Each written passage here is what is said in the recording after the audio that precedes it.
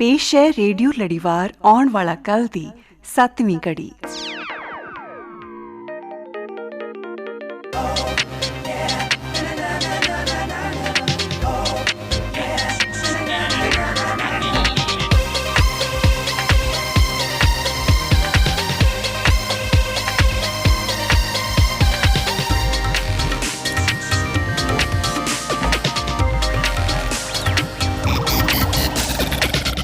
हाँ जी प्यारे श्रोतिओ, तुहाडा सब दा अज दे बनौटी बौद्धिकता दी विग्यान वरतों ਅਤੇ ਭਵਿੱਖ ਬਾਬਤ ਸਾਡੇ ਨਵੇਂ ਲੜੀਵਾਰ ਆਉਣ ਵਾਲਾ ਕੱਲ ਦੀ 7ਵੀਂ ਕੜੀ ਵਿੱਚ ਨਿੱਘਾ ਸਵਾਗਤ ਹੈ। ਜੀ ਆਇਆਂ ਨੂੰ, ਸਤਿ ਸ੍ਰੀ ਅਕਾਲ, ਨਮਸਤੇ।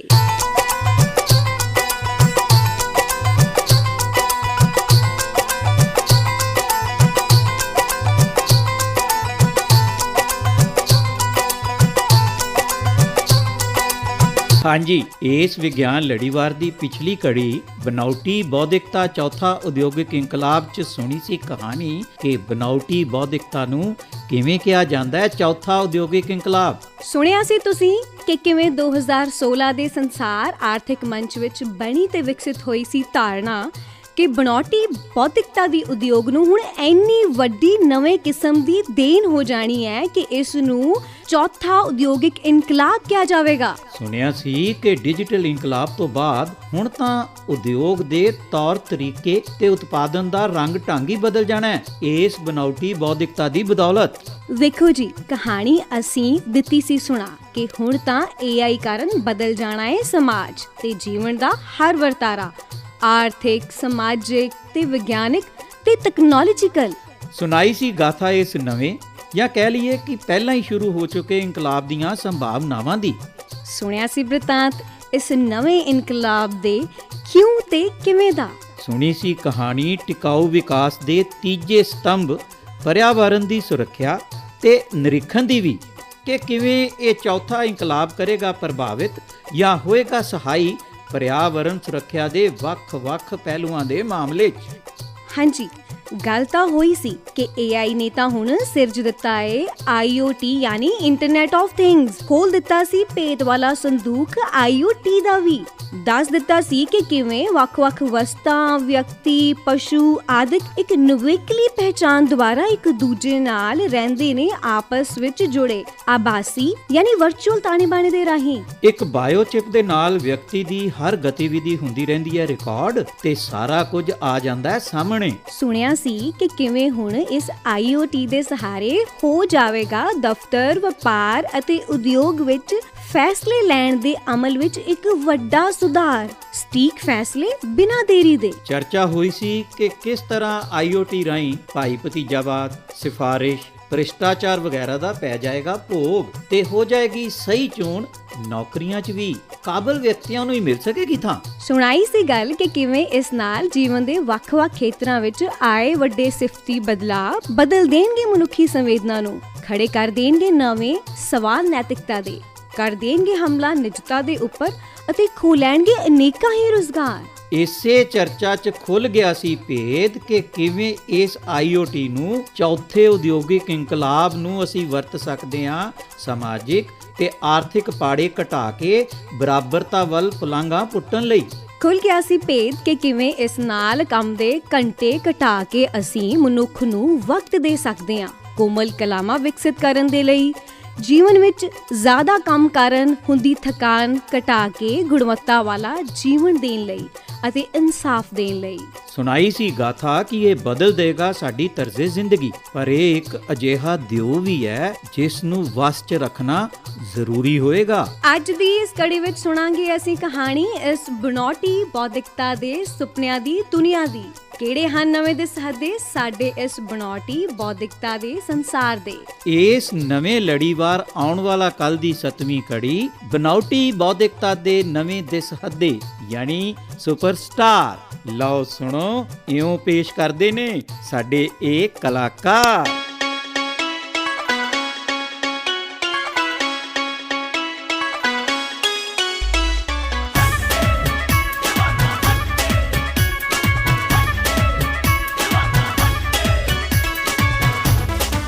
ਹਾਂ ਰਾਘਵ, ਉਹ ਸਮਾਨ ਪੈਕ ਹੋਣ 'ਚ ਹੋਰ ਕਿੰਨਾ ਕੁ ਸਮਾਂ ਲੱਗੇਗਾ? ਸਰ ਬਸ ਹੋ ਹੀ ਰਿਹਾ ਜੀ। ਅੱਧਾ ਕੋਈ ਘੰਟਾ ਲੱਗੇਗਾ ਹੋਰ ਸ਼ਾਇਦ। ਅੱਛਾ, ਚਲੋ ਕੋਈ ਗੱਲ ਨਹੀਂ, ਅੱਧਾ ਕੁ ਘੰਟਾ ਤਾਂ ਐਵੇਂ ਹੀ ਨਿਕਲ ਜਾਂਦਾ ਹੈ। ਸ਼੍ਰੀਕਾਂਤ ਸਰ, ਇੰਜ ਵਿਹਲੇ ਬੈਠਣ ਦੀ ਥਾਂ ਤੇ ਇਸ ਉਡੀਕ ਦੀ ਘੜੀ ਦੀ ਸਹੀ ਵਰਤੋਂ ਕਿਉਂ ਨਾ ਕਰ ਲਈ ਜਾਵੇ? ਹਾਂ, ਇਹ ਤਾਂ ਬਿਲਕੁਲ ਸਹੀ ਕਿਹਾ ਰਾਘਵ। ਸਮੇਂ ਦੀ ਕਦਰ ਤਾਂ ਬਹੁਤ ਜ਼ਰੂਰੀ ਹੈ। ਸਮਾਂ ਤਾਂ ਆਪਣੀ ਚਾਲੇ ਚੱਲਦਾ ਹੀ ਰਹਿੰਦਾ ਹੈ, ਸਾਡੇ ਕਹੇ ਤੇ ਕੋਈ ਰੁਕ ਥੋੜੀ ਜਾਏਗਾ। ਜੀ ਬਿਲਕੁਲ। ਚਲੋ ਦੱਸੋ, ਇਸ ਉਡੀਕ ਦੇ ਵਕਤ ਦੀ ਵਰਤੋਂ ਕਿਵੇਂ ਕਰਨੀ ਚਾਹੁੰਦੇ ਹੋ ਤੁਸੀਂ? ਵਰਤੋਂ? ਹਾਂ ਸਰ, ਵਰਤੋਂ ਤਾਂ ਕਰ ਹੀ ਸਕਦੇ ਹਾਂ। ਇਸ ਉਡੀਕ ਦੀ ਘੜੀ ਦੌਰਾਨ ਤੁਸੀਂ ਮੈਨੂੰ ਭੂਗੋਲਿਕ ਇੰਜੀਨੀਅਰਿੰਗ ਹੀ ਸਮਝਾ ਦਿਓ।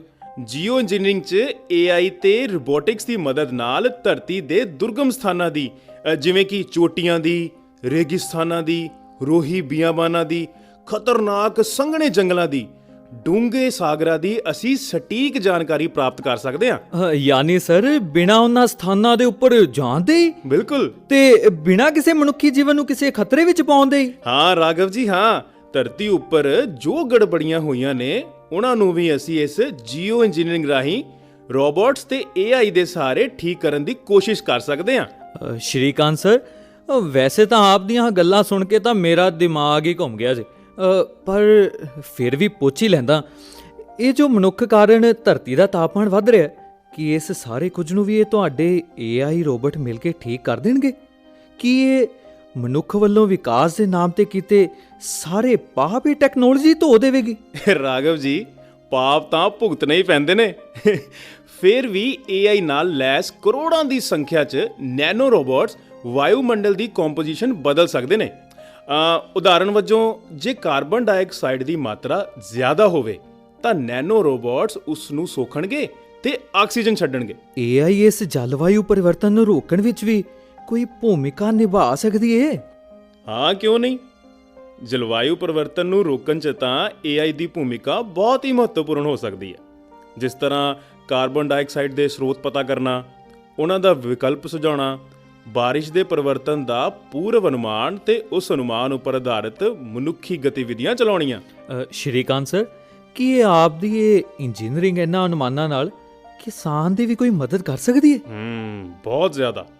ਵਰਖਾ ਦੇ ਪੂਰਵ ਅਨੁਮਾਨ ਅਨੁਸਾਰ ਖੇਤੀ ਦੀ ਬਿਜਾਈ, ਜੁਤਾਈ ਦਾ ਸਹੀ ਅਨੁਮਾਨ ਲਾਉਣਾ ਤੇ ਖੇਤੀ ਕਰਨ ਦੇ ਤਰੀਕਿਆਂ 'ਚ ਬਦਲਾਅ ਨਾਲ ਖਾਣ ਦੇ ਤਰੀਕਿਆਂ 'ਚ ਵੀ ਬਦਲਾਅ ਕਰਨਾ ਜਾਂ ਸੁਝਾਉਣਾ। ਦੇਖੋ, ਖਾਣ ਪੀਣ ਨੂੰ ਹੀ ਲੈ ਲਓ। ਹੁਣ ਖਾਣ ਪੀਣ ਦਾ ਤਾਂ ਸਰ ਸਭ ਕੁਝ ਬਾਜ਼ਾਰ ਵਿੱਚ ਹੀ ਪੈਕ ਹੋ ਕੇ ਆ ਰਿਹਾ। ਵੱਡੀਆਂ ਕਾਰਪੋਰੇਟ ਲੋਕਾਂ ਦੇ ਟੇਸਟ ਆਪਣੇ ਵਿਗਿਆਪਨਾਂ ਰਾਹੀਂ ਅਜਿਹੇ ਬਦਲ ਰਹੀਆਂ ਨੇ ਕਿ ਜੋ ਉਹ ਚਾਹੁੰਦੀਆਂ ਨੇ ਉਹੀ ਉਹ ਲੋਕ ਖਰੀਦ ਰਹੇ ਨੇ ਤੇ ਉਹੀ ਉਹ ਲੋਕ ਖਾ ਰਹੇ ਨੇ। ਇਹ ਤਾਂ ਠੀਕ ਹੈ ਕਿ ਕਾਰਪੋਰੇਟ ਅੱਜ ਆਪਣੇ ਮੁਨਾਫੇ ਲਈ ਸਾਡੀਆਂ ਭੋਜਨ ਆਦਤਾਂ ਸਿਰਜ ਰਿਹਾ, ਪਰ ਇਹਦੇ ਪੈਕ ਪਲਾਸਟਿਕ ਕਰਕੇ ਗਲੋਬਲ ਵਾਰਮਿੰਗ ਵੀ ਤਾਂ ਹੋ ਰਹੀ ਹੈ। ਤਾਂ ਕਿ ਸਰ ਇਹ AI ਲੋਕਾਂ ਨੂੰ ਪੈਕੇਟ ਬੰਦ ਭੋਜਨ ਵਸਤਾਂ ਦੀ ਥਾਂ ਉਹਨਾਂ ਦੇ ਆਪਣੇ ਸਥਾਨ ਤੇ ਉੱਗਣ ਵਾਲੇ ਖਾਦ ਪਦਾਰਥਾਂ ਦੀ ਜ਼ਿਆਦਾ ਖਰੀਦ ਕਰਨ ਵੱਲ ਲੈ ਕੇ ਜਾਏਗੀ ਤੇ ਇਸ ਤਰ੍ਹਾਂ ਦਾ ਪਲਾਸਟਿਕ ਹਟਾ ਕੇ ਗਲੋਬਲ ਵਾਰਮਿੰਗ ਘੱਟ ਕਰਨ ਵਿੱਚ ਵੀ ਆਪਣਾ ਯੋਗਦਾਨ ਪਾਏਗੀ। ਹਾਂ, ਕਿਉਂ ਨਹੀਂ। ਵੈਸੇ ਰਾਘਵ ਜੀ, ਮੈਂ ਇੰਨੀ ਰੋਚਕ ਗੱਲ ਸੁਣਾਈ, ਤੁਹਾਡੇ ਪਾਪ ਤਲਵਾਨ 'ਚ AI ਦੀ ਭੂਮਿਕਾ ਦੱਸੀ ਤੇ ਤੁਸੀਂ ਤਾਂ ਅਜੇ ਵੀ ਮੂੰਹ ਲਟਕਾਈ ਬੈਠੇ ਹੋ। ਜੀਓ ਇੰਜੀਨੀਅਰਿੰਗ ਕੁਝ ਸਮਝ 'ਚ ਆਈ ਜਾਂ ਦੁਬਾਰਾ ਦੱਸਾਂ? ਸ਼੍ਰੀਕਾਂਤ ਸਾਹਿਬ, ਤੁਹਾਡੀ ਹਰ ਗੱਲ ਸਮਝ ਆ ਗਈ ਜੀ। ਅੱਛਾ। ਇਹ AI ਅਤੇ ਨੈਨੋ ਰੋਬੋਟ ਦਾ ਮੇਲ ਤਾਂ ਮੈਨੂੰ ਕਮਾਲ ਦਾ ਹੀ ਲੱਗਿਆ ਜੀ। ਬਸ ਮੈਂ ਤਾਂ ਅੱਗੇ ਇਹੀ ਸੋਚ ਰਿਹਾ ਕਿ ਇਸ ਤਰ੍ਹਾਂ ਤਾਂ ਤੁਹਾਡੇ AI ਵਾਲੇ ਨੈਨੋ ਰੋਬੋਟਸ ਜੇ ਸਮੁੰਦਰ ਵਿੱਚ ਵੀ ਤੇਲ ਲੀਕ ਹੋ ਗਿਆ ਤਾਂ ਇਹਨਾਂ ਵਾਤਾਵਰਣ ਨੂੰ ਨੁਕਸਾਨ ਹੋਣ ਤੋਂ ਪਹਿਲਾਂ ਹੀ ਉਹਨੂੰ ਚੱਟ ਕਰ ਜਾਣਗੇ। ਵਾਹ ਰਾਘਵ ਜੀ, ਵਾਹ, ਬਿਲਕੁਲ ਸਹੀ ਫੜਿਆ ਤੁਸੀਂ। ਸਰ, ਇਹਨਾਂ ਨੈਨੋ ਰੋਬੋਟ ਦੇ ਤਾਂ ਹੋਰ ਵੀ ਫਿਰ ਕਈ ਕੰਮ ਹੋਣਗੇ। ਰਾਘਵ ਜੀ, ਤੁਸੀਂ ਪੁੱਛਿਆ ਸੀ ਕਿ ਨੈਨੋ ਰੋਬੋਟਿਕਸ ਦੇ ਹੋਰ ਕੀ ਕੰਮ ਨੇ? ਹਾਂਜੀ ਸਰ, ਹਾਂਜੀ। ਰਾਘਵ ਜੀ, ਬਚਪਨ 'ਚ ਗਿੱਠ ਮੁੱਠਿਆਂ ਦੀ ਤੇ ਇੱਕ ਮਜਬੂਰ ਲੜਕੀ ਦੀ ਕਹਾਣੀ ਨਹੀਂ ਸੁਣੀ ਤੁਸੀਂ? ਅੱਛਾ ਸਰ, ਉਹ ਕੁੜੀ ਜਿਹਦੀ ਮਾਲਕਨ ਨੇ ਸੈਂਕੜੇ ਕੰਮ ਗਿਣਾ ਦਿੱਤੇ ਸੀ ਤੇ ਮਜਬੂਰ ਲੜਕੀ ਦੁਖੀ ਹੋ ਕੇ ਰੋ ਰਹੀ ਸੀ ਤੇ ਫਿਰ ਰਾਤ ਵੇਲੇ ਉਸ ਲੜਕੀ ਪਾਸ ਜਦ ਗਿੱਠ ਮੁੱਠੀ ਆਏ ਤੇ ਉਹਨਾਂ ਉਸ ਨੂੰ ਚੁੱਪ ਕਰਵਾਇਆ ਤੇ ਉਸ ਜਿੰਮੇ ਲੱਗੇ ਸਾਰੇ ਕੰਮ ਮਿੰਟਾਂ ਸਕਿੰਟਾਂ ਵਿੱਚ ਬਿਨਾਂ ਕਿਸੇ ਰੋਲੇ ਰੱਪੇ ਦੇ ਨਿਪਟਾ ਦਿੱਤੇ ਤੇ ਫਿਰ ਹੋ ਗਏ ਗਾਇਬ। ਹਾਂ ਰਾਘਵ ਜੀ, ਹਾਂ, ਬਸ ਇਸੇ ਤਰ੍ਹਾਂ ਹੀ ਕਰਨਗੇ ਨੈਨੋ ਰੋਬੋਟਸ ਨਾਨਾ ਪ੍ਰਕਾਰ ਦੇ ਕੰਮ। ਵਾਹ। ਉਹ ਕੰਮ ਤੋਂ ਯਾਦ ਆਇਆ, ਉਹ ਤੁਸੀਂ ਆਪਣਾ ਕੰਮ ਭੁੱਲੀ ਜਾ ਰਹੇ ਹੋ ਲੱਗਦਾ। ਹੈਂ? ਚਲੋ ਪਹਿਲਾਂ ਵੇਖ ਕੇ ਆਓ ਕਿ ਸਮਾਨ ਪੈਕ ਹੋ ਗਿਆ ਕਿ ਨਹੀਂ। ਹਾਂਜੀ ਹਾਂਜੀ ਸਰ, ਮੈਨੂੰ ਯਾਦ ਕਰਵਾਤਾ ਹੈ, ਜਾ ਰਿਹਾ ਮੈਂ। ਹਾਂਜੀ।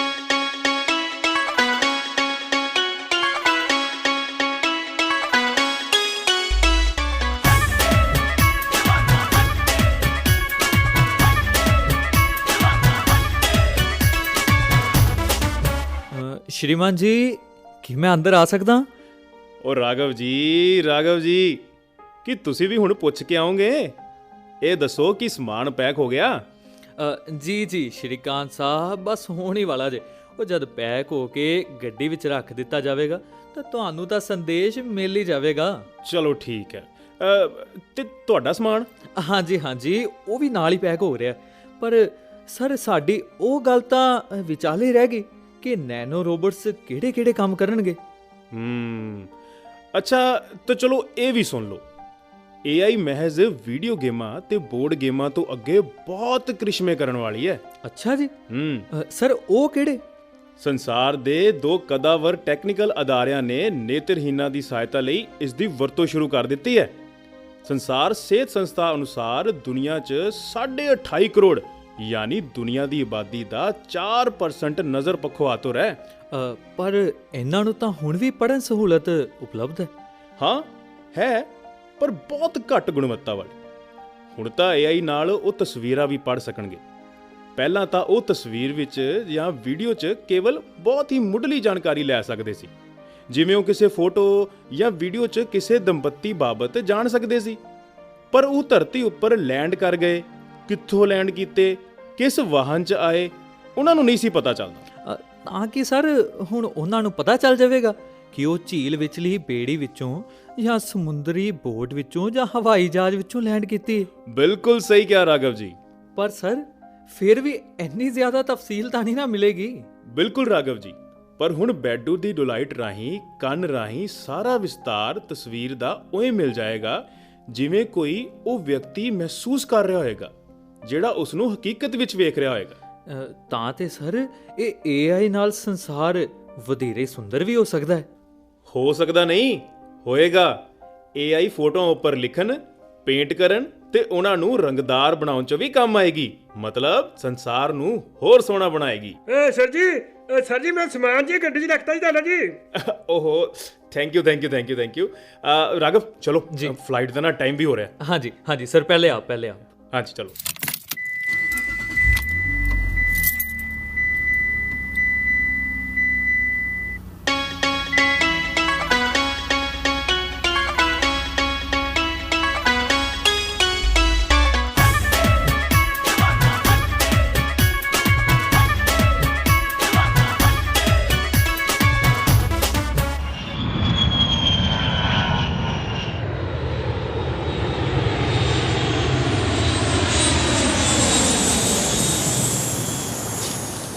ਡਾਕਟਰ ਸੋਫੀਆ ਜੀ, ਨਮਸਕਾਰ। ਨਮਸਕਾਰ ਜੀ। ਅੱਛਾ, ਤੁਸੀਂ ਵੀ ਚੰਡੀਗੜ੍ਹ ਜਾ ਰਹੇ ਹੋ? ਉਹ ਤੁਸੀਂ ਪ੍ਰੋਫੈਸਰ ਓਮ, ਨਮਸਕਾਰ। ਨਮਸਕਾਰ। ਆਪਣੀ ਮੁਲਾਕਾਤ ਇੱਕ ਵਾਰ DRDO ਦੇ ਪ੍ਰੋਗਰਾਮ ਵਿੱਚ ਹੋਈ ਸੀ, ਯਾਦ ਹੈ ਤੁਹਾਨੂੰ? ਹਾਂ, ਅਸੀਂ ਮਿਲੇ ਸੀ। ਯਾਦ ਹੈ। ਤੁਸੀਂ ਸ਼੍ਰੀਕਾਂਤ ਹੀ ਹੋ ਨਾ? ਹਾਂਜੀ। ਸ਼੍ਰੀਕਾਂਤ ਜੀ, ਕਿਵੇਂ ਹੋ ਤੁਸੀਂ? ਤੇ ਤੁਹਾਨੂੰ ਆਪਣੇ ਸਫਲ ਮਿਸ਼ਨ ਦੀਆਂ ਲੱਖ ਵਧਾਈਆਂ। ਸ਼ੁਕਰੀਆ ਸੋਫੀਆ ਜੀ। ਸਰ, ਇਹ ਰਾਘਵ ਨੇ, ਤੇ ਰਾਘਵ ਜੀ, ਇਹ ਪ੍ਰੋਫੈਸਰ ਓਮ ਨੇ। ਹੈਲੋ। ਨਾਗਪੁਰ ਯੂਨੀਵਰਸਿਟੀ 'ਚ AI ਦੇ ਪ੍ਰੋਫੈਸਰ। ਨਮਸਤੇ ਪ੍ਰੋਫੈਸਰ ਸਾਹਿਬ। ਵਾਹ ਜੀ, ਤੁਸੀਂ ਵੀ AI ਨਾਲ ਜੁੜੇ ਹੋਏ ਹੋ। ਮੇਰਾ ਤੇ ਫਿਰ ਇੱਕੋ ਹੀ ਪ੍ਰਸ਼ਨ ਜੇ ਤੁਹਾਨੂੰ, ਭਲਾ AI ਸੰਬੰਧੀ ਭਾਰਤ ਤੇ ਦੁਨੀਆ ਵਿਚਾਲੇ ਦੱਸੋ ਕੀ ਚੱਲ ਰਿਹਾ ਹੈ? ਠੀਕ ਹੈ ਰਾਘਵ ਜੀ, ਮੈਂ ਤੁਹਾਡੇ ਇੱਕ ਸਵਾਲ ਦਾ ਜਵਾਬ ਦਿਆਂਗਾ, ਪਰ ਪਹਿਲਾਂ ਬੈਠੋ ਤਾਂ ਸਹੀ। ਸਰ, ਮੈਂ ਇਹ ਪੁੱਛਣਾ ਚਾਹੁੰਦਾ ਕਿ ਨੈਨੋ ਰੋਬੋਟਸ ਜਾਂ ਨੈਨੋ ਕਿਲਰਸ ਫੌਜ ਵਿੱਚ ਕਿਵੇਂ ਸਹਾਇਤਾ ਕਰਦੇ ਨੇ ਤੇ ਇਹਨਾਂ ਨੇ ਦੁਸ਼ਮਣ ਨੂੰ ਕਿਵੇਂ ਪਹਿਚਾਣਿਆ ਤੇ ਕਿਵੇਂ ਮਾਰਿਆ? ਵਾਹ ਸ਼੍ਰੀਕਾਂਤ ਜੀ, ਨੈਨੋ ਕਿਲਰਸ ਤਾਂ ਅੱਜਕੱਲ ਸਾਡੇ ਇੱਥੇ ਤਿਆਰ ਹੁੰਦੇ ਨੇ। ਕਿਉਂ, ਸਹੀ ਕਿਹਾ ਨਾ ਮੈਂ? ਹਾਂਜੀ ਡਾਕਟਰ ਸੋਫੀਆ, ਤੁਸੀਂ ਬਿਲਕੁਲ ਸਹੀ ਕਿਹਾ। ਵੈਸੇ ਇਹਨਾਂ ਦੀ ਵਿਆਪਕ ਵਰਤੋਂ ਤਾਂ ਅਜੇ ਸ਼ੁਰੂ ਹੀ ਨਹੀਂ ਹੋਈ। ਜੀ ਪ੍ਰੋਫੈਸਰ ਸਾਹਿਬ, ਇਹ ਅਜੇ ਟੈਸਟ ਕਰਨ ਵਾਲੀਆਂ ਮਸ਼ਕਾਂ ਵਿੱਚ ਹੀ ਵਰਤੇ ਗਏ ਨੇ, ਪਰ ਕਾਫੀ ਕਾਮਯਾਬ ਰਹੇ ਨੇ। ਸਰ ਕਾਮਯਾਬ? ਪਰ ਕਹਿੰਦੇ ਨੇ ਕਿ ਨੈਨੋ ਰੋਬੋਟਸ ਤਾਂ ਸਾਡੇ ਜਵਾਨਾਂ ਦੀਆਂ ਜਾਨਾਂ ਵੀ ਬਚਾਉਂਦੇ ਨੇ। ਵੈਸੇ ਰਾਘਵ ਜੀ, ਇਹਨਾਂ ਨੈਨੋ ਰੋਬੋਟਸ ਉੱਪਰ ਖੋਜ ਕਾਰਕ ਸਭ ਤੋਂ ਪਹਿਲੇ ਪ੍ਰੋਫੈਸਰ ਓਮ ਦੀ ਟੀਮ ਨੇ ਕੀਤਾ ਸੀ। ਹਾਂ, ਸਹੀ ਕਿਹਾ ਡਾਕਟਰ ਸੋਫੀਆ। ਨੈਨੋ ਰੋਬੋਟਸ ਅਸਲ ਵਿੱਚ ਆਤਮਘਾਤੀ ਰੋਬੋਟਸ ਨੇ। ਇਹ ਕਾਫੀ ਖਰਾਬ ਹਾਲਾਤਾਂ ਵਿੱਚ ਆਪਣੇ ਸੈਨਿਕਾਂ ਦੀ ਜ਼ਿੰਦਗੀ ਬਚਾਉਣ ਲਈ ਤਿਆਰ ਕੀਤੇ ਗਏ ਆ। ਉਦੇਸ਼ ਇਹੀ ਹੈ ਕਿ ਸਾਡੇ ਸੈਨਿਕਾਂ ਦੀ ਜਾਨ ਖਤਰੇ ਵਿੱਚ ਹੀ ਨਾ ਪਵੇ। ਬਾਰਡਰ ਵਰਗੀਆਂ ਥਾਵਾਂ ਤੇ ਨਿਗਰਾਨੀ ਰੱਖਣ ਲਈ ਇਹ ਨੈਨੋ ਰੋਬੋਟਸ ਵਰਤੇ ਜਾਣਗੇ। ਹਾਂ, ਤੇ ਜੇ ਕੋਈ ਖਤਰਾ ਖੜਾ ਹੋਵੇ ਤਾਂ ਨੈਨੋ ਕਿਲਰਸ ਉਸ ਨੂੰ ਖਤਮ ਕਰ ਦੇਣਗੇ। ਰਾਘਵ ਜੀ, ਇਹਨਾਂ ਨੈਨੋ ਰੋਬੋਟਸ 'ਚ ਇੱਕ ਰੈਜ਼ੋਲੂਸ਼ਨ ਕੈਮਰਾ ਲੱਗਿਆ ਹੁੰਦਾ। ਇਹ ਕੈਮਰਾ ਸਾਰਾ ਡਾਟਾ ਇੱਕ ਕੇਂਦਰੀ ਪ੍ਰਣਾਲੀ ਨੂੰ ਭੇਜਦਾ। ਇਹਨਾਂ ਨੈਨੋ ਰੋਬੋਟਸ ਦੇ ਅੰਦਰ ਆਪਣੇ ਆਪ ਫੈਸਲੇ ਲੈਣ ਲਈ ਕਾਫੀ ਵਧੀਆ ਸੌਫਟਵੇਅਰ ਲੱਗਿਆ ਹੁੰਦਾ। ਇਹ ਸੌਫਟਵੇਅਰ ਦੋਸਤ ਤੇ ਦੁਸ਼ਮਣ ਦੀ ਪਛਾਣ ਦਿਲ ਦੀ ਧੜਕਨ ਤੇ ਸ਼ਕਲ ਤੋਂ ਕਰਦਾ, ਪਰ ਹਮਲਾ ਕਰਨ ਤੋਂ ਪਹਿਲਾਂ ਕੇਂਦਰੀ ਪ੍ਰਣਾਲੀ ਦਾ ਫੈਸਲਾ ਇਸ ਦੇ ਲਈ ਮੰਨਣਾ ਜ਼ਰੂਰੀ ਹੁੰਦਾ ਹੈ। ਪਰ ਇਹ ਆਤਮਘਾਤੀ ਕਿਵੇਂ ਨੇ ਸਰ? ਭਾਵ ਆਪਣੀ ਜਾਨ ਕਿਵੇਂ ਲੈ ਸਕਦੇ ਨੇ? ਨੈਨੋ ਰੋਬੋਟਸ ਕਿਉਂ ਕਿਹਾ ਗਿਆ ਇਹਨਾਂ ਨੂੰ? ਅਸਲ 'ਚ ਰਾਘਵ ਜੀ, ਇਹਨਾਂ ਨੈਨੋ ਰੋਬੋਟਾਂ ਵਿੱਚ ਬੇਹੱਦ ਛੋਟਾ ਜਿਹਾ ਇੱਕ ਵਿਸਫੋਟਕ ਲੱਗਾ ਹੁੰਦਾ ਹੈ ਜੋ ਆਪਣੇ ਨਿਸ਼ਾਨੇ ਤੇ ਜਾ ਕੇ ਫਟ ਜਾਂਦਾ ਤੇ ਫਿਰ ਇਹ ਆਪਣੇ ਆਪ ਨੂੰ ਪੂਰੀ ਤਰ੍ਹਾਂ ਨਸ਼ਟ ਕਰ ਲੈਂਦੇ ਨੇ, ਪਰ ਸਾਡੀ ਜਾਨ ਬਚਾ ਲੈਂਦੇ ਨੇ। ਤੁਸੀਂ ਇਉਂ ਕਹਿ ਲਓ ਕਿ ਇਹ ਇੱਕ ਉੱਡਦੀ ਹੋਈ ਗੋਲੀ ਹੈ। ਅਸਲ ਵਿੱਚ ਨੈਨੋ ਸ਼ਬਦ ਦਾ ਅਰਥ ਹੁੰਦਾ ਹੈ ਬਹੁਤ ਹੀ ਛੋਟਾ, ਬੇਹੱਦ ਸੂਖਮ, 1 ਮੀਟਰ ਦਾ 1 ਅਰਬਵਾਂ ਭਾਗ। ਜੇ ਇਸ ਨੂੰ ਹੋਰ ਤਰੀਕੇ ਨਾਲ ਸਮਝਣਾ ਹੋਵੇ ਤਾਂ ਇੰਜ ਕਹੋ, ਇੱਕ ਵਾਲ ਨਾਲੋਂ 80,000ਵੇਂ ਹਿੱਸੇ ਜਿੰਨਾ ਬਰੀਕ ਆਕਾਰ ਹੁੰਦਾ ਹੈ 1 ਨੈਨੋਮੀਟਰ। ਹੈ ਭਲਾ ਇੰਨਾ ਛੋਟਾ? ਇਹ ਤਾਂ ਦਿਖਾਈ ਨਹੀਂ ਦਿੰਦਾ ਹੋਣਾ। ਨਹੀਂ ਰਾਘਵ ਜੀ, ਅੱਜ ਕੱਲ੍ਹ ਬਹੁਤ ਹੀ ਸੂਖਮ ਜਾਨੀ ਛੋਟੀਆਂ ਵਸਤਾਂ ਨੂੰ ਉੱਦਾਂ ਹੀ ਨੈਨੋ ਕਹਿ ਦਿੱਤਾ ਜਾਂਦਾ ਹੈ, ਪਰ ਸਾਡੇ ਨੈਨੋ ਕਿਲਰਸ 3x3 ਇੰਚ ਦੇ ਹੁੰਦੇ ਆ। ਜਿਵੇਂ ਜਿਵੇਂ ਟੈਕਨੋਲੋਜੀ ਤਰੱਕੀ ਕਰੇਗੀ ਇਹ ਹੋਰ ਛੋਟੇ ਹੁੰਦੇ ਚਲੇ ਜਾਣਗੇ। ਕਮਾਲ ਹੈ, ਕਮਾਲ ਹੈ। AI ਦੇ ਖੇਤਰ ਵਿੱਚ ਤਾਂ ਬਹੁਤ ਕੁਝ ਨਵਾਂ ਨਿੱਤ ਦਿਨ ਹੋ ਰਿਹਾ ਹੈ। ਹਾਂ ਰਾਘਵ ਜੀ, ਭਾਰਤ ਸਰਕਾਰ ਦੇ ਵਪਾਰ ਦੇ ਉਦਯੋਗ ਮੰਤਰਾਲੇ ਨੇ ਆਰਟੀਫਿਸ਼ੀਅਲ ਇੰਟੈਲੀਜੈਂਸ ਟਾਸਕ ਫੋਰਸ ਵੀ ਬਣਾਈ ਹੈ। ਇਸ ਟਾਸਕ ਫੋਰਸ ਦਾ ਉਦੇਸ਼ ਹੈ ਆਰਟੀਫਿਸ਼ੀਅਲ ਇੰਟੈਲੀਜੈਂਸ ਦੁਆਰਾ ਭਾਰਤ ਵਿੱਚ ਆਰਥਿਕ ਬਦਲਾਅ ਕਰਨਾ। ਸਰ, ਹੁਣ ਤੱਕ ਦੇ ਆਰਥਿਕ ਤੇ ਵਪਾਰਕ ਬਦਲਾਅ ਤੋਂ ਆਮ ਲੋਕ ਤੰਗ ਹੀ ਹੋਏ ਨੇ, ਤੇ ਜੇ ਕਹਿੰਦੇ ਨੇ ਕੁਝ ਮਾੜਾ ਮੋਟਾ ਫਾਇਦਾ ਹੋਇਆ ਵੀ ਏ ਤੇ ਉਹ ਵੀ ਮੁੱਕ ਜਾਣਾ ਹੈ। ਹਾਂ ਰਾਘਵ ਜੀ, ਅਨੁਭਵ ਇਹੀ ਹੈ, ਪਰ ਦਾਅਵਾ ਇਹ ਵੀ ਹੈ ਕਿ ਆਰਟੀਫਿਸ਼ੀਅਲ ਇੰਟੈਲੀਜੈਂਸ ਦਾ ਸਭ ਤੋਂ ਵੱਧ ਲਾਭ ਛੋਟੇ ਤੇ ਦਰਮਿਆਨੇ ਕਾਰੋਬਾਰੀਆਂ ਨੂੰ ਮਿਲੇਗਾ। ਸਰ ਭਲਾ ਦੱਸੋ ਕਿ ਖਪਤਕਾਰ ਨੂੰ ਕੀ ਲਾਭ? ਰਾਘਵ ਜੀ, AI ਖਪਤਕਾਰ ਵੱਲ ਵੀ ਸੇਧਿਤ ਹੈ। ਗਾਹਕਾਂ ਨਾਲ ਸਿੱਧੀ ਗੱਲਬਾਤ ਕਰਨ ਵਾਲੀਆਂ ਪਰਸਨਲਾਈਜ਼ਡ AI ਪ੍ਰਣਾਲੀਆਂ ਵਿਕਸਿਤ ਕੀਤੀਆਂ ਜਾ ਰਹੀਆਂ ਹਨ। ਇੱਥੋਂ ਤੱਕ ਕਿ ਭਾਰਤ ਸਰਕਾਰ ਦਾ ਇਲੈਕਟ੍ਰੋਨਿਕਸ ਤੇ ਸੂਚਨਾ ਟੈਕਨੋਲੋਜੀ ਮੰਤਰਾਲਾ ਸਿੱਖਿਆ ਸੰਸਥਾਵਾਂ ਦੇ AI ਪ੍ਰੋਜੈਕਟਾਂ ਨੂੰ ਵਿੱਤੀ ਸਹਾਇਤਾ ਪ੍ਰਦਾਨ ਕਰ ਰਿਹਾ ਹੈ। ਸਰ, ਮੈਨੂੰ ਤਾਂ ਲੱਗਦਾ ਹੈ ਕਿ ਇਹ ਸੰਸਥਾਵਾਂ ਆਰਥਿਕ ਲਾਭ ਸਭ ਕੁਝ ਰਲ ਕੱਢ ਨੇ। ਪਹੁੰਚ ਵਾਲੇ ਵਿਅਕਤੀ ਵਿਸ਼ੇਸ਼ ਲੈ ਜਾਂਦੇ ਨੇ ਤੇ ਖਪਤਕਾਰ ਦੇ ਪੱਲੇ ਤਾਂ ਨਾ ਮਾਤਰ ਹੀ ਹੁੰਦਾ ਜੀ। ਨਹੀਂ ਰਾਘਵ ਜੀ, ਨਹੀਂ। ਨੌਜਵਾਨ ਉਦਮੀਆਂ ਲਈ technology incubation and development of entrepreneur scheme ਵੀ ਚਲਾਈ ਜਾ ਰਹੀ ਹੈ ਤਾਂ ਜੋ ਟੈਕਨੋਲੋਜੀ ਦੇ ਖੇਤਰ 'ਚ ਵੀ ਨਵੀਆਂ ਖੋਜਾਂ ਨੂੰ ਉਤਸ਼ਾਹਿਤ ਕੀਤਾ ਜਾ ਸਕੇ। ਅੱਛਾ, ਇੰਨਾ ਕੁਝ ਹੋ ਰਿਹਾ ਤੇ ਧਰਾਤਲ ਤੇ ਕਦ ਨਜ਼ਰ ਆਏਗਾ? ਆਏਗਾ ਰਾਘਵ ਜੀ, ਜਲਦੀ ਨਜ਼ਰ ਆਏਗਾ। ਤੁਹਾਨੂੰ ਪਤਾ ਹੈ, ਡਿਜੀਟਲ ਇੰਡੀਆ ਤੇ ਮੇਕ ਇਨ ਇੰਡੀਆ ਦੇ ਅਧੀਨ AI ਤੇ ਕੰਮ ਕਰਨ ਵਾਲੀਆਂ ਕੰਪਨੀਆਂ ਲਈ ਕਾਨੂੰਨ ਨੂੰ ਬਹੁਤ ਲਚਕੀਲਾ ਕੀਤਾ ਗਿਆ ਹੈ ਤਾਂ ਜੋ AI ਦੇ ਖੇਤਰ ਵਿੱਚ ਦੇਸ਼ ਵਿੱਚ ਵਧੀਆ ਕੰਮ ਹੋ ਸਕੇ। ਬਈ ਵਾਹ, ਕਮਾਲ ਹੈ। ਹੁਣ ਤਾਂ ਸ਼੍ਰੀਕਾਂਤ ਸਰ ਦੀਆਂ ਸਾਰੀਆਂ ਗੱਲਾਂ ਤੋਂ ਇਹੋ ਪ੍ਰਤੀਤ ਹੁੰਦਾ ਹੈ ਕਿ ਸਾਰੇ ਖੇਤਰਾਂ, ਸਿਹਤ, ਕੰਜ਼ਿਊਮਰ ਰਿਟੇਲ, ਸਿੱਖਿਆ, ਹੈਂਡੀਕੈਪਸ, ਨਿਰਮਾਣ ਤੇ ਸਪਲਾਈ ਚੇਨ, ਭਲਾ ਵਾਤਾਵਰਣ, ਰਾਸ਼ਟਰੀ ਆਦ ਸੁਰੱਖਿਆ ਵਿੱਚ ਵੀ AI ਦੀ ਵਰਤੋਂ ਭਵਿੱਖ ਵਿੱਚ ਹੋਰ ਵੀ ਵੱਧ ਜਾਏਗੀ ਤੇ ਭਵਿੱਖ ਵਿੱਚ AI ਤਾਂ ਫਿਰ ਮਨੁੱਖਤਾ ਦੀ ਥਾਂ ਮੰਨ ਲਵੇਗੀ ਪੂਰੀ ਤਰ੍ਹਾਂ। ਰਾਘਵ ਜੀ, ਜਵਾਬ ਹਾਂ ਵੀ ਹੈ ਤੇ ਨਾ ਵੀ। ਅਸਲ 'ਚ AI ਰੋਬੋਟ, ਸਮਾਰਟ ਮਸ਼ੀਨ ਵਗੈਰਾ ਉਹੀ ਕੁਝ ਕਰਦੇ ਹਨ ਜੋ ਕੰਮ ਉਹਨਾਂ ਨੂੰ ਦਿੱਤੇ ਜਾਂਦੇ ਆ। ਉਹ ਮਸ਼ੀਨ ਲਰਨਿੰਗ ਵੀ ਹੈ ਜਿਸ 'ਚ ਨਵੇਂ ਤੋਂ ਨਵੇਂ ਟਾਸਕ ਸਿੱਖਦੀ ਰਹਿੰਦੀ ਹੈ। ਪਰ ਕਿਹੜੇ ਟਾਸਕ ਸਿੱਖਦੀ ਰਹਿੰਦੀ ਹੈ? ਉਹੀ ਜਿਹੜੇ ਉਸਨੇ ਕਰਨੇ ਨੇ। ਉਹ ਕਿਵੇਂ ਸਰ? ਜਿਵੇਂ ਕਿ ਮੰਨ ਲਓ ਕਿ ਕਿਸੇ ਮਸ਼ੀਨ ਨੇ ਸਮਾਨ ਚੁੱਕਣ ਦਾ ਕੰਮ ਕਰਨਾ ਹੈ, ਉਸ ਨੂੰ ਲੱਕੜੀ ਦੇ 4 ਇੰਚ ਦੇ ਛੋਟੇ ਟੁਕੜੇ ਦਿੱਤੇ ਗਏ ਆ ਤੇ ਉਹ ਖੁਦ ਹੀ ਸਮਝ ਲੈਂਦੀ ਹੈ ਕਿ ਉਹਨੂੰ ਚੁੱਕਣ ਵੇਲੇ ਕਿੰਨਾ ਕੁ ਪ੍ਰੈਸ਼ਰ ਪਾਉਣਾ ਹੈ, ਵਾਹ, ਤਾਂ ਕਿ ਚੁੱਕਦੇ ਸਮੇਂ ਟੁੱਟਣ ਨਾ, ਜਾਂ ਫਿਰ ਕਿੰਨਾ ਕੁ ਜ਼ੋਰ ਲਾਉਣਾ ਹੈ, ਵਗੈਰਾ ਵਗੈਰਾ। ਹੁਣ ਜੇਕਰ ਉਸ ਮਸ਼ੀਨ ਨੂੰ ਲੋਹੇ ਦਾ ਭਾਰਾ 10 ਇੰਚ ਦਾ ਟੁਕੜਾ ਦਿੱਤਾ ਜਾਵੇ ਤਾਂ ਖੁਦ ਹੀ ਉਸ ਦੇ ਅਨੁਸਾਰ ਤਾਕਤ ਤੇ ਦਾਬ ਨੂੰ ਐਡਜਸਟ ਕਰ ਲੈਂਦੀ ਹੈ, ਪਰ ਕੰਮ ਸਮਾਨ ਚੁੱਕਣ ਦਾ ਹੀ ਕਰੇਗੀ। ਰਾਘਵ ਜੀ, ਤੁਹਾਨੂੰ ਪਤਾ ਹੈ AI ਦੀ ਇੱਕ ਸਭ ਤੋਂ ਵੱਡੀ ਭੂਮਿਕਾ ਹੈਂਡੀਕੈਪ ਦੇ ਮਾਮਲੇ ਵਿੱਚ ਹੈ। ਉਹਨਾਂ ਨੂੰ ਚੜਾਏ ਜਾਣ ਵਾਲੇ ਬਨਾਵਟੀ ਅੰਗਾਂ ਵਿੱਚ ਇੱਕ ਚਿਪ ਲੱਗੀ ਹੁੰਦੀ ਹੈ। ਉਸ ਵਿਅਕਤੀ ਦੀ ਹਲਕੀ ਜਿਹੀ ਹਰਕਤ ਤੋਂ ਵੀ ਇਹ ਬਨਾਵਟੀ ਅੰਗ ਅੰਦਾਜ਼ਾ ਲਗਾ ਲੈਂਦੇ ਨੇ ਕਿ ਉਸ ਦੀਆਂ ਮਾਸਪੇਸ਼ੀਆਂ ਕੀ ਕਰਨ ਲੱਗੀਆਂ ਨੇ। ਹੁਣ ਮੰਨ ਲਓ ਜਿਵੇਂ ਉਸ ਵਿਅਕਤੀ ਨੇ ਕੱਚ ਦਾ ਗਿਲਾਸ ਫੜਨਾ ਹੈ ਤੇ ਉਹ ਬਨਾਵਟੀ ਅੰਗ ਉਸ ਗਿਲਾਸ ਨੂੰ ਆਮ ਅੰਗਾਂ ਵਾਲੀ ਕੋਮਲਤਾ ਨਾਲ ਹੀ ਫੜ ਲੈਣਗੇ। ਵਾਹ ਜੀ ਵਾਹ, ਇਹ ਤਾਂ ਕਮਾਲ ਹੈ। ਵਾਹ, ਬਿਲਕੁਲ ਅਸਲੀ ਅੰਗਾਂ ਦੀ ਤਰ੍ਹਾਂ। ਰਾਘਵ ਜੀ ਹੋਰ ਸੁਣੋ, ਹੁਣ ਤਾਂ ਇਕੱਲੇਪਣ ਦਾ ਇਲਾਜ ਵੀ AI ਆਧਾਰਿਤ ਚੈਟ ਬਾਕਸ ਹੈ, ਜਿਹੜੇ ਤੁਹਾਡੇ ਪਿਆਰੇ ਵਿਅਕਤੀ ਦੇ ਸਾਰੇ ਹਾਵ-ਭਾਵ, ਬੋਲਣ ਦਾ ਤਰੀਕਾ, ਜਵਾਬ ਦੇਣ ਦਾ ਤਰੀਕਾ ਸਭ ਕੁਝ ਸਿੱਖ ਲੈਂਦਾ ਹੈ। ਤੇ ਜੇ ਕਦੇ ਉਸ ਤੋਂ ਵਿਛੜ ਜਾਓ ਤਾਂ ਉਸ ਦੀ ਆਵਾਜ਼ ਉਸੇ ਤਰ੍ਹਾਂ ਹੀ ਤੁਹਾਡੇ ਨਾਲ ਗੱਲਾਂ ਕਰ ਸਕਦੀ ਹੈ ਨਾ ਵਧੀਆ? ਇਹ ਚੈਟ ਬਾਕਸ ਹੁਣ ਤੁਹਾਨੂੰ ਇਕੱਲਾ ਨਹੀਂ ਰਹਿਣ ਦਊਗਾ। ਵਿਦੇਸ਼ਾਂ 'ਚ ਇਕੱਲੇਪਨ ਦੀ ਸਮੱਸਿਆ ਬਹੁਤ ਹੀ ਜ਼ਿਆਦਾ ਹੈ, ਪਰੰਤੂ ਜਿਸ ਵਿਗਿਆਨੀ ਨੇ ਇਸ ਨੂੰ ਵਿਕਸਿਤ ਕੀਤਾ ਹੈ ਉਹਨਾਂ ਦਾ ਕਹਿਣਾ ਹੈ ਕਿ ਚੈਟ ਬਾਕਸ ਨਾਲ ਗੱਲਾਂ ਕਰਨਾ ਬਿਲਕੁਲ ਅਜੀਬ ਨਹੀਂ ਰਹੇਗਾ। ਅੱਛਾ, ਤਾਂ ਮਿੱਤਰ ਪਿਆਰਿਆਂ ਦੀ ਜਗ੍ਹਾ ਕੀ ਇਹ AI ਲੈ ਲਵੇਗੀ? ਰਾਘਵ ਜੀ, ਹਰ ਟੈਕਨੋਲੋਜੀ ਸਾਡੀ ਸੁਵਿਧਾ ਦੇ ਲਈ ਹੈ, ਕੋਈ ਕਿਸੇ ਦੀ ਜਗ੍ਹਾ ਨਹੀਂ ਲੈ ਸਕਦਾ। ਬਸ ਯਤਨ ਇਹ ਹੈ ਕਿ AI ਨੂੰ ਮਨ ਦੀਆਂ ਵੱਧ ਤੋਂ ਵੱਧ ਭਾਵਨਾਵਾਂ ਨੂੰ ਸਮਝਣ ਲਾਇਕ ਬਣਾਇਆ ਜਾਵੇ, ਤਾਂ ਕਿ ਉਸ ਵਿੱਚ ਲੌਜੀਕਲੀ ਗੱਲ ਕਰਨ, ਲੌਜੀਕਲੀ ਜਵਾਬ ਦੇਣ ਦੀ ਸਮਰੱਥਾ ਹੋਵੇ।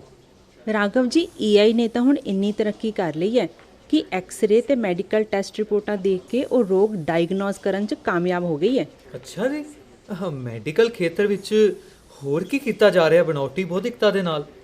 ਰਾਘਵ ਜੀ, ਮੋਟਾਪਾ ਘਟਾਉਣ ਲਈ ਦਵਾਈਆਂ ਨੂੰ ਸਰੀਰ 'ਚ ਸਹੀ ਜਗ੍ਹਾ ਉੱਪਰ ਪਹੁੰਚਾਉਣ ਲਈ ਵੀ AI ਦੀ ਵਰਤੋਂ ਹੋਏਗੀ। ਪਰ ਕੀ ਇਹ ਸਭ ਠੀਕ ਹੈ? ਮਤਲਬ ਨੈਤਿਕ ਰੂਪ ਤੋਂ? ਰਾਘਵ ਜੀ, ਇਹ ਗੱਲ ਤੁਸੀਂ ਬਿਲਕੁਲ ਠੀਕ ਕਹੀ। ਅਸਲ 'ਚ ਸਭ ਤੋਂ ਵੱਡਾ ਮੁੱਦਾ ਨੈਤਿਕਤਾ ਦਾ ਹੀ ਹੈ। ਇਸੇ ਮੁੱਦੇ ਤੇ ਦੁਨੀਆ ਦਾ ਵੀ ਜ਼ੋਰ ਹੈ। ਅਸਲ AI ਵਿੱਚ ਭਾਈ ਭਤੀਜਾਵਾਦ ਨਹੀਂ ਹੁੰਦਾ, ਜਾਤ-ਪਾਤ ਨਹੀਂ ਹੁੰਦੀ, ਰੰਗ ਭੇਦ ਨਹੀਂ ਹੁੰਦਾ, ਬਸ ਆਪਣੇ ਟਾਸਕ ਨੂੰ ਸਭ ਤੋਂ ਵਧੀਆ ਤਰੀਕੇ ਦੇ ਨਾਲ ਪੂਰਾ ਕਰਨ ਦੀ ਸਮਰੱਥਾ ਹੁੰਦੀ ਹੈ। ਅੱਛਾ, ਫਿਰ ਤਾਂ ਰਾਜਨੀਤੀ 'ਚ, ਪ੍ਰਸ਼ਾਸਨ 'ਚ, ਗਵਰਨੈਂਸ 'ਚ, ਇਹ ਸਾਰਿਆਂ 'ਚ AI ਹੋਣੀ ਚਾਹੀਦੀ ਹੈ। AI ਦੀ ਸਭ ਤੋਂ ਵੱਡੀ ਭੂਮਿਕਾ ਤਾਂ ਰਾਜ ਕਰਨ 'ਚ ਹੈ। ਕੋਈ ਭੇਦਭਾਵ ਨਹੀਂ, ਸਭ ਨਾਲ ਹੀ ਨਿਆਂ, ਕੋਈ ਭ੍ਰਿਸ਼ਟਾਚਾਰ ਨਹੀਂ। ਕੋਈ ਮੈਨੂੰ ਤਾਂ ਲੱਗਦਾ ਹੈ ਕਿ ਜੇਕਰ AI ਨਿਆਂ ਆਧਾਰਿਤ ਹੋਵੇ ਨਾ ਤਾਂ ਕੋਈ ਭੁੱਖਾ ਰਹੇਗਾ ਤੇ ਨਾ ਹੀ ਕੋਈ ਬੇਕਾਰ। ਹਰ ਹੱਥ ਨੂੰ ਕੰਮ ਤੇ ਹਰ ਢਿੱਡ ਨੂੰ ਖਾਣਾ। ਇਹ ਗੱਲ ਤਾਂ ਤੁਸੀਂ ਬਹੁਤ ਚੰਗੀ ਕਹੀ ਰਾਘਵ ਜੀ। ਮਹਾਰਾਸ਼ਟਰ ਦੇ ਮੁੱਖ ਮੰਤਰੀ ਦਾ ਵੀ ਇਹੀ ਕਹਿਣਾ ਹੈ ਕਿ AI ਅਮੀਰ ਗਰੀਬ ਦਰਮਿਆਨ ਪਾੜਾ ਘਟਾਏਗੀ। ਵਾਹ ਰਾਘਵ ਜੀ ਵਾਹ, ਕੀ ਕਿਹਾ ਹੈ, ਬਿਲਕੁਲ 100% ਸਹੀ ਫਰਮਾਇਆ ਹੈ। ਟੈਕਨੋਲੋਜੀ ਭਾਵੇਂ ਕੋਈ ਵੀ ਹੋਵੇ, ਉਸ ਦਾ ਮਕਸਦ ਸਿਰਫ ਮਨੁੱਖਤਾ ਦੀ ਭਲਾਈ ਦੇ ਹੀ ਹੋਣਾ ਚਾਹੀਦਾ ਹੈ। ਤੇ ਜੇਕਰ AI ਨੂੰ ਸਹੀ ਰੂਪ ਵਿੱਚ ਲਿਆਂਦਾ ਜਾਵੇ ਨਾ, ਤਾਂ ਇਹ ਧਰਤੀ ਨੂੰ ਸਵਰਗ ਬਣਾਉਣ ਦੀ ਸਮਰੱਥਾ ਰੱਖਦੀ ਹੈ। ਹਾਂ ਪ੍ਰੋਫੈਸਰ ਸਾਹਿਬ, ਹਾਂ, ਮੈਨੂੰ ਵੀ ਇਹੀ ਲੱਗਦਾ ਹੈ ਕਿ ਆਰਟੀਫੀਸ਼ੀਅਲ ਇੰਟੈਲੀਜੈਂਸ ਮਸ਼ੀਨ ਲਰਨਿੰਗ ਹੈ ਤਾਂ ਬਹੁਤ ਵਧੀਆ, ਪਰ ਸ਼ਾਇਦ ਮਨੁੱਖ ਅਜੇ ਖੁਦ ਹੀ ਲਰਨਿੰਗ ਸਟੇਜ ਵਿੱਚ ਹੈ। ਮੈਂ ਤਾਂ ਸਿਰਫ ਉਮੀਦ ਹੀ ਕਰ ਸਕਦਾ ਹਾਂ ਕਿ ਇਹ AI ਪ੍ਰਣਾਲੀ ਮਨੁੱਖ ਦੀਆਂ ਹੰਕਾਰ, ਲੋਭ, ਲਾਲਚ ਵਰਗੀਆਂ ਕਮਜ਼ੋਰੀਆਂ ਤੋਂ ਮੁਕਤੀ ਹੋਵੇਗੀ ਤੇ ਸਾਰਿਆਂ ਨੂੰ ਨਾਲ ਲੈ ਕੇ ਚੱਲਣ ਵਿੱਚ ਹੀ ਸਫਲ ਰਹੇਗੀ। ਹਾਂ ਰਾਘਵ ਜੀ, ਤੁਸੀਂ ਬਿਲਕੁਲ ਠੀਕ ਕਿਹਾ। ਦੇਖੋ, ਟੈਕਨੋਲੋਜੀ ਮਨੁੱਖੀ ਕਮਜ਼ੋਰੀਆਂ ਨੂੰ ਦੂਰ ਕਰਨ ਦਾ ਸਾਧਨ ਹੀ ਤਾਂ ਬਣਦੀ ਰਹੀ ਹੈ ਅੱਜ ਤੱਕ, ਪਰ ਇਸ ਵਾਰ ਛਲਾਂਗ ਬਹੁਤ ਲੰਬੀ ਹੈ। ਡਾਕਟਰ ਸੋਫੀਆ ਜੀ, ਇਹ ਛਾਲ ਵੀ ਲਗਾ ਕੇ ਰਾਂਗੇ, ਸੁਪਨਿਆਂ ਦੀ ਦੁਨੀਆ ਵੀ ਬਣਾ ਕੇ ਹੀ ਦਮ ਲਵਾਂਗੇ। ਛੋਟੀਆਂ-ਛੋਟੀਆਂ ਕੋਸ਼ਿਸ਼ਾਂ ਇੱਥੇ ਤੱਕ ਤੇ ਲੈ ਆਈਆਂ ਨੇ, ਅਗਲਾ ਸਫ਼ਰ ਵੀ ਤੈਅ ਹੋ ਜਾਊਗਾ ਹੁਣ। ਬਿਲਕੁਲ ਠੀਕ ਹੈ ਸ਼੍ਰੀਕਾਂਤ ਜੀ। ਮੈਂ ਸੋਚਿਆ ਕਰਦਾ ਸੀ ਟੈਕਨੋਲੋਜੀ ਦਾ ਇਹ ਰੂਪ ਆਪਣੇ ਜਿਉਂਦੇ ਜੀ ਦੇਖਣ ਨੂੰ ਨਹੀਂ ਮਿਲੇਗਾ, ਪਰ ਹੁਣ ਸਭ ਸਾਹਮਣੇ ਆਉਣ ਲੱਗਾ ਹੈ। ਹਾਂ ਜੀ ਹਾਂ, ਹੁਣ ਤੋਂ ਤਾਂ ਮੈਂ ਹਰ ਗੱਲ ਸਹੀ ਆਪਣੇ ਫੋਨ ਵਿੱਚ ਪਾਵਾਂਗਾ ਤੇ ਸਭ ਕੁਝ ਸੱਚ ਦੱਸਾਂਗਾ। ਅਜਿਹਾ ਕਿਉਂ ਰਾਘਵ ਜੀ? ਡਾਕਟਰ ਸੋਫੀਆ ਜੀ, ਦੇਖੋ, ਆਰਟੀਫੀਸ਼ੀਅਲ ਨਿਊਰਲ ਨੈਟਵਰਕ ਤਾਂ ਮੇਰੇ ਦਿਮਾਗ ਉੱਤੇ ਆਧਾਰਿਤ ਹੋਵੇਗਾ।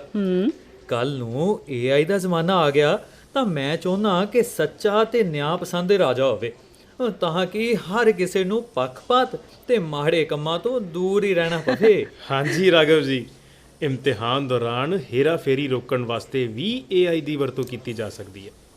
ਤਾਮਿਲਨਾਡੂ ਯੂਨੀਵਰਸਿਟੀ ਨੇ ਤਾਂ ਅਜਿਹੀ ਵਰਤੋਂ ਸ਼ੁਰੂ ਵੀ ਕਰ ਦਿੱਤੀ ਹੈ। ਤੇ ਹੁਣ ਤਾਂ AI ਖੰਗੋਲ ਵਿਗਿਆਨੀਆਂ ਦੇ ਖੋਜ ਕਾਰਜਾਂ 'ਚ ਵੀ ਸਹਾਈ ਹੋ ਰਹੀ ਹੈ, ਕਿਉਂ ਜੋ AI ਦੀ ਸਹਾਇਤਾ ਨਾਲ ਕਿਸੇ ਖੰਗੋਲੀ ਪਿੰਡ ਦੀ 3 ਪਸਾਰੀ ਸਥਿਤੀ ਵੇਖੀ ਜਾ ਸਕਦੀ ਹੈ। ਹਾਂਜੀ, AI ਦੀ ਵਰਤੋਂ ਨੇ ਤਾਂ ਕਈ ਅਦਾਰਿਆਂ 'ਚ ਸਹਾਇਕਾਂ ਦੀਆਂ ਅਸਾਮੀਆਂ ਦਾ ਹੀ ਖਾਤਮਾ ਕਰ ਦਿੱਤਾ ਹੈ।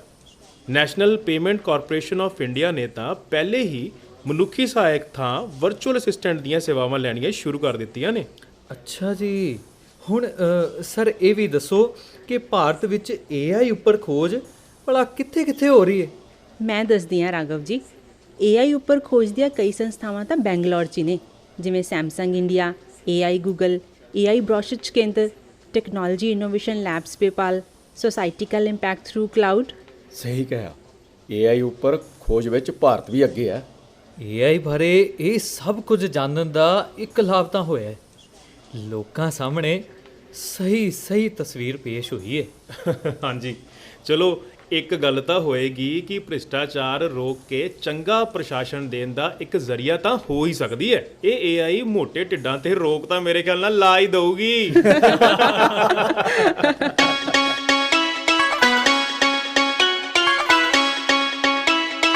ਤੇ ਲਓ ਹੁਣ ਪੇਸ਼ ਨੇ ਸਾਡੀ ਅੱਜ ਦੀ ਕੜੀ ਦੇ ਸਵਾਲ। ਪਹਿਲਾ ਸਵਾਲ ਹੈ, AI ਕਿੰਨਾ ਨਵੀਆਂ ਸੰਭਾਵਨਾਵਾਂ ਨਾਲ ਲੈਸ ਹੈ?